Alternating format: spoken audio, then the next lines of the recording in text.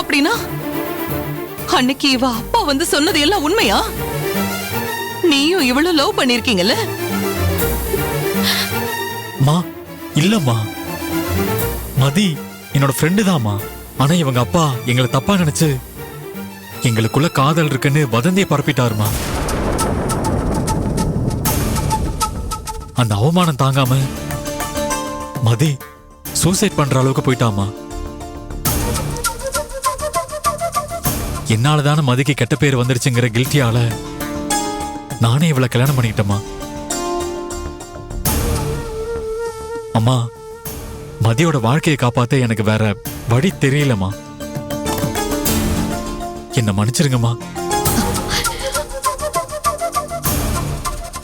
ஆதி, என்னடா இது? டேய், எதுக்குடா நீ இப்படி பண்ண? நான் உன் மேல வச்சிருந்த நம்பிக்கைய பொய்யாக்கிட்டல.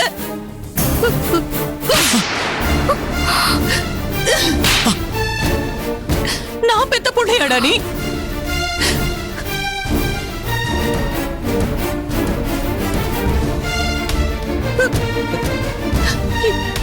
என்னால இதை நம்ப முடியல. என்னால நம்ப முடியல. நீ நான் பெத்து வளர்த்த பையனா இருந்திருந்தா இந்த வேலையை பண்ணிருக்க மாட்டேன். சொல்லுடா, வாயை திறந்து ஏதாவது பதில் சொல்லு. ஏன்டா இப்படி பண்ண? ஐயோ, என்ன காரியம் பண்ணி வச்சிருக்கடா நீ?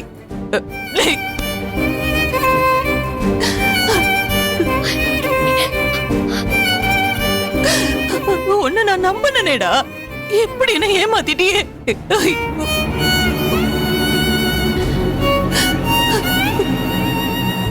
ஸ்வேதா,